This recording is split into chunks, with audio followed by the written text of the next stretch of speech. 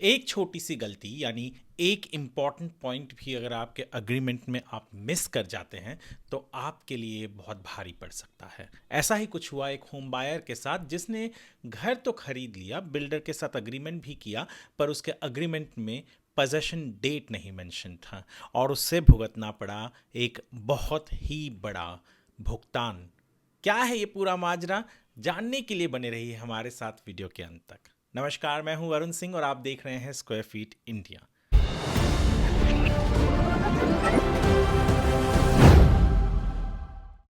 भक्ति मिडोज नाम का एक प्रोजेक्ट बोरीवली में मुंबई के, वहां पर कुछ होम बायर्स ने घर लिया, पर बिल्डर ने कहा कि मैं इस डेट को दूंगा, उस डेट को दूंगा, और ऐसे करते करते बहुत सारे एक्सटेंशन ले लिए।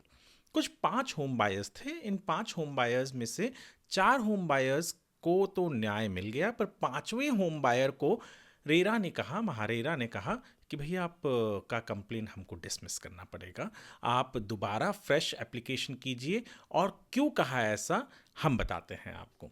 दरअसल ये जो 5वां होम बायर था, इसके पास जो अग्रीमेंट था जिसके उसके और बिल्डर के बीच में, उसमें कुछ चीज़ें मिसिंग थी। सबसे इम्पॉर्टेंट चीज़ जो मिसिंग थी वो था पोजेशन डेट, यानी किस डेट को उसे घर मिलेगा। और वो जो डिमांड कर रहा था हमारे महारेरा के पास, वो बिल्कुल बाकी जो होम बायर्स थे उनके डिमांड के जैसा ही था। बाकी होम बायर्स और इसका डिमांड यही था कि उसे इंटरेस्ट दिया जाए उसके पैसे पर जो उसने भरा है, बिल्डर को दिया है, बिल्डर को, क्योंकि बिल्डर ने डिले किया है। पर बाकी लोगों के अग्रीमेंट में डेट ऑफ पोजेशन था, भले अलग अलग थे पर था। यहाँ पर इस व्यक्ति के, इस होम बायर के अग्रीमेंट में डेट ऑफ पोजेशन था ही नहीं। तो महारेरा ने कहा कि हम किस डेट से कैलकुलेट करें, हम तो गैस नहीं कर सकते कि आपका पोजेशन डेट क्या है, वो तो आपके अग्रीमेंट में होना चाहिए था। और इतना ही नहीं, पेमेंट शेड्यूल भी मिसिंग था।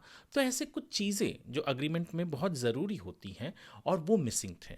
हम कई बार जब घर लेने जाते हैं तो हम बिल्डर के साथ उस वक्त तो बहुत ही मीठी मीठी बातें होती है, बिल्डर भी कहता है हाँ सब कुछ, और हम भी उस चीज़ को मान लेते हैं और ये चीज़ों पर ध्यान नहीं देते। सोचिए ज़रा, अगर उस व्यक्ति के अग्रीमेंट में डेट ऑफ पोजेशन जो बाकी लोगों के अग्रीमेंट में था पर इस केस में नहीं था, अगर होता तो उसे भी वही न्याय मिलता जो बाकी 4 होम बायर्स को मिला। पर इस 5वें कंप्लेनेंट को कुछ नहीं मिला, उल्टा ये कहा गया कि जाइए और पूरे डॉक्यूमेंट्स लेकर आइए जिसके अंदर सब कुछ मेंशन हो। ये बहुत ज़रूरी है। अग्रीमेंट आप जब कर रहे हैं किसी बिल्डर के साथ तो आप प्लीज़ थोड़े से पैसे खर्च कीजिए। जहां आप करोड़ों का घर ले रहे हैं वहां कुछ हज़ार खर्च कीजिए, एक प्रॉपर लीगल हेल्प लीजिए ताकि वो आपका अग्रीमेंट का कॉपी देख सके। जब तक आप ये नहीं करेंगे तब तक आप अपने आप को सुनिश्चित नहीं करेंगे कि हाँ आपके हक जो है वो अग्रीमेंट में सुनिश्चित हैं। क्यों?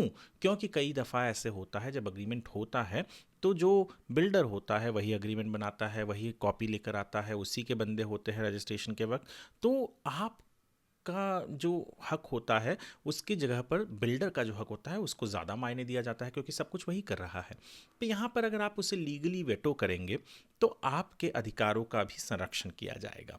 इसीलिए कहा जाता है कि कुछ पैसे ही सही, कुछ हज़ार सही, पर खर्च ज़रूर कीजिए एक अग्रीमेंट बनाते वक्त। अग्रीमेंट पर ध्यान दीजिए कि आपके सारे राइट्स प्रोटेक्टेड हैं, ये बहुत ज़रूरी है। एक होम बायर के पास ज़्यादा कुछ नहीं बचता जब वो बिल्डर को पैसे दे देता है। वो बिल्डर के रहमो कहरम पे ही रहता है कि हाँ बिल्डर घर बना देगा, उसे घर दे देगा। पर इस तरीके के अग्रीमेंट्स जो होते हैं वो उनके लिए एक प्रोटेक्शन का काम करते हैं। पर अगर उसमें भी आप अपनी चालाकी या बुद्धि को नहीं लगाएंगे तो इसी होम बायर की तरह आप भी पछताएंगे।